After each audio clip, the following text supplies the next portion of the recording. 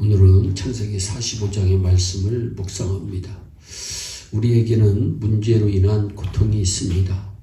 자녀, 또 직장, 사업, 관계 속에서의 고통, 가장 힘들다고 하는 경제적인 고통, 겉으로는 아무 문제가 없어 보여도 어딘가에 말 못하는 아픔이 있고 고통이 있습니다.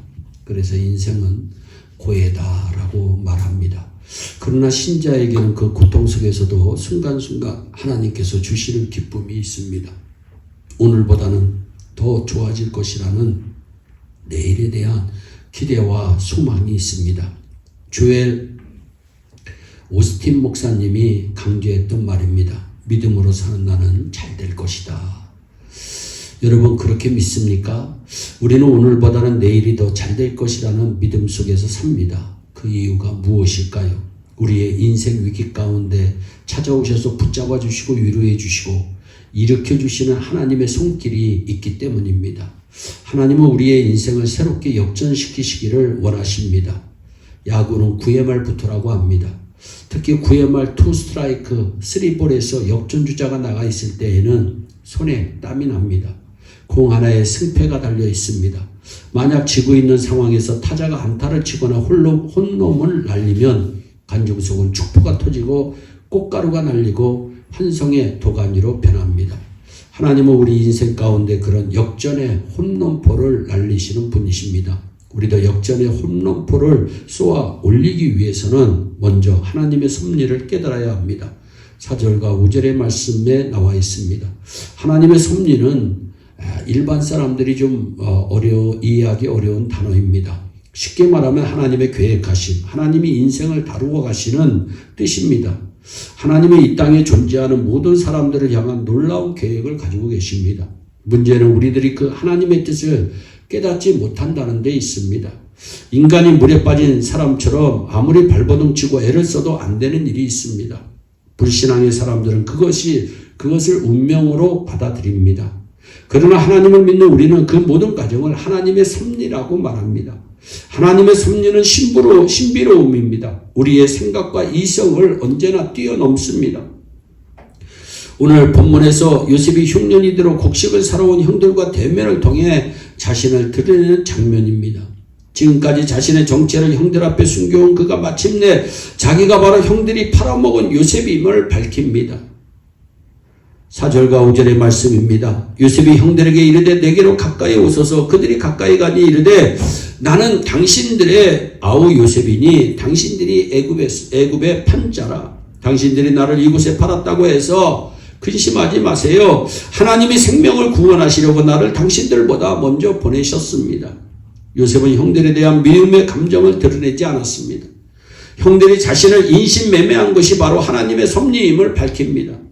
자신을 판 것은 형들이 아니라 이 위기의 때에 가족을 구원하시기 위한 하나님의 놀라운 섭리의 결과임을 고백하고 있습니다. 이것이 바로 요셉의 인생을 역전시키는 신비로운 비밀입니다.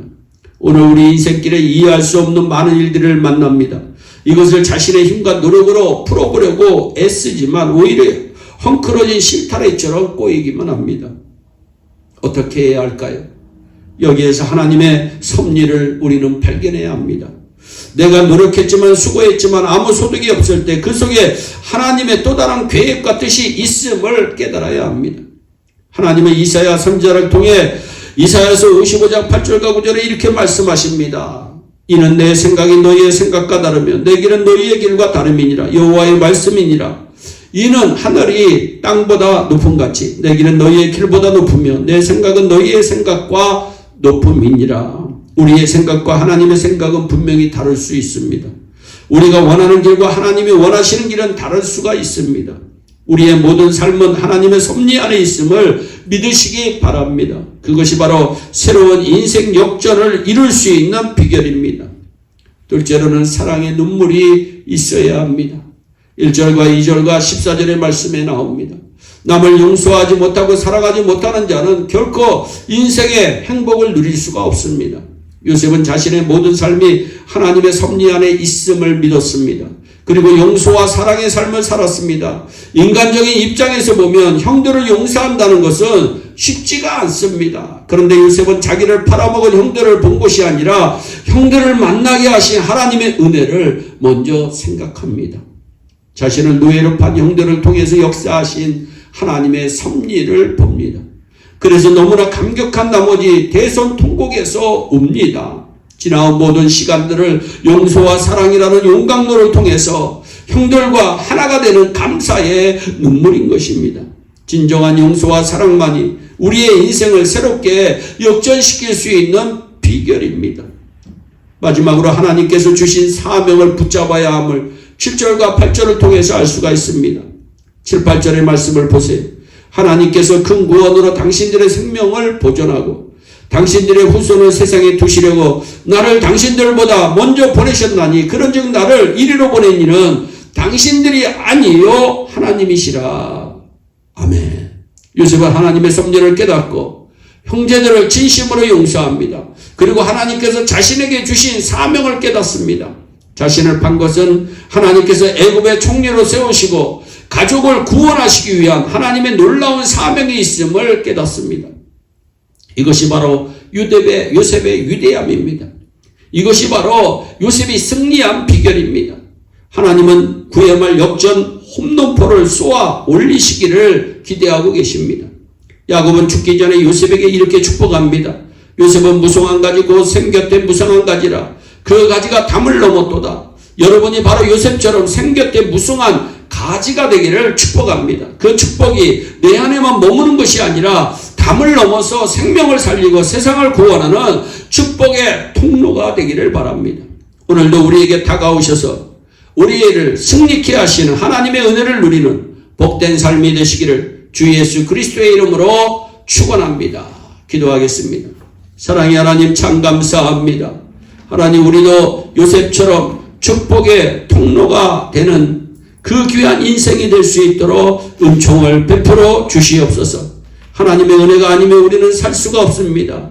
하나님의 능력이 아니면 우리는 이룰 수가 없습니다. 주여 예일의 성도들을 도우셔서 저들이 어떠한 형편에 있든지 주님 바라보다가 승리할 수 있도록 은총을 베풀어 주시옵소서. 감사하고 예수님의 이름으로 기도하옵나이다. 아멘. 오늘도 주 안에서 승리하는 복된 하루 되시기를 바랍니다. 감사합니다.